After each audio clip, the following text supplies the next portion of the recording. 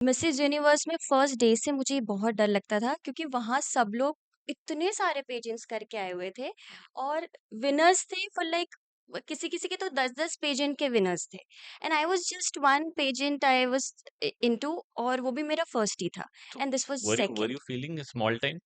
Yes and even वहां जाके तो मुझे ऐसे ही था कि नहीं अपन कुछ कर नहीं पाएंगे तो जस्ट ट्राई हुआ एंड तो ठीक, नहीं हुआ तो इट्स तो लाइक ठीक let's be chill let's not take the pressure क्योंकि प्रेशर लिया तो मुझे ऐसा लग रहा था कि मैं बहुत स्कैर हो जाती हूँ एंड देन मेरे से परफॉर्म नहीं होता है तो देन मैं रिलैक्स हो गई कि कुछ नहीं होने वाला है but then slowly slowly after 4-5 days I've seen the queens used to be so crazy about Mrs. Universe. So I used to be like यार मुझे भी तो होना पड़ेगा थोड़ा सा crazy.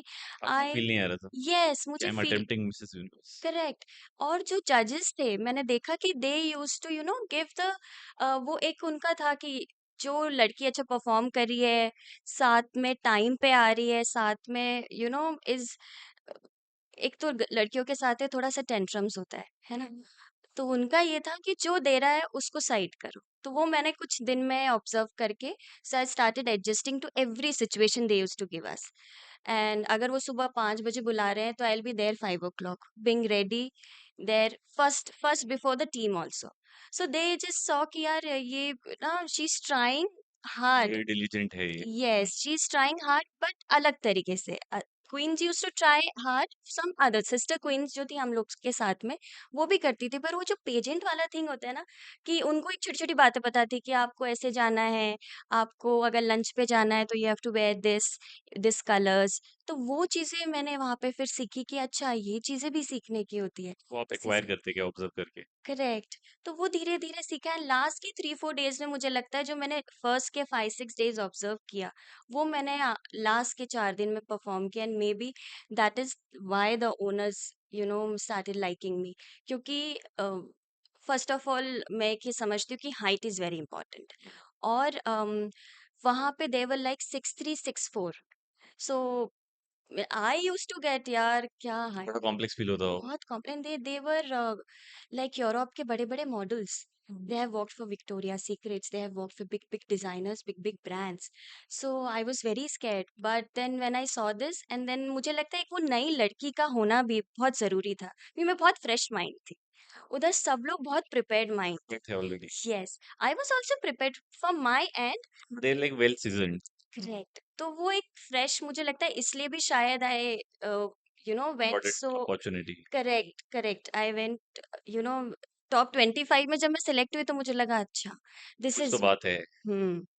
देन वो जो आखिरी के 3 घंटे थे ना फिर मैंने उसमें जान लगा दी जब I got selected in top 25 फिर मुझे वो कॉन्फिडेंस आ गया मैंने कहा अगर मैं टॉप 25 में सिलेक्ट हो सकती हूँ from this 96 girls which is your तो कुछ तो बात है ऐसा नहीं है सम कि spark in us. Yes, yes. So then I went into the room and I had a word with myself in the mirror. I usually talk to myself.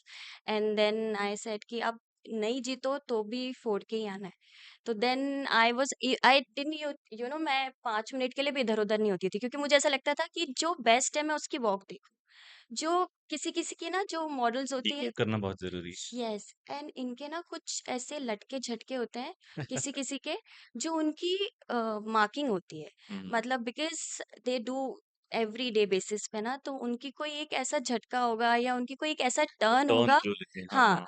जो आपको अट्रैक्ट कर जाएगा या आप उसको ध्यान रखोगे कि ये वही लड़की है जो ऐसे करती है एवरी वॉक में तो मैंने वो भी चीज नोटिस की कि आपको एक कुछ आपकी यूएसपी बनाना पड़ेगा। यूएसपी बनानी पड़ेगी जिससे लोग आपको याद रखें तो बहुत छोटी छोटी चीजें थी तो मुझे लगता है वहां पे इंटरनेशनल एक एक्सपोजर से ज्यादा मैंने जो एक लर्निंग ली वो मुझे कांस में बहुत काम I so I think Mrs Universe was the right exposure for Cannes that was the entire process, background process जो यस रेडी कर रहा था आपको कांस के लिए। यस एंड फॉर दैट मुझे नहीं मतलब मुझे ऐसा लगता था कि I have to go and take training for Cannes also because वो भी मेरे इंडस्ट्री से भी जितने लोग थे they have been into this industry for 8 to 10 years to be there at Cannes and I have not even completed a year at that time.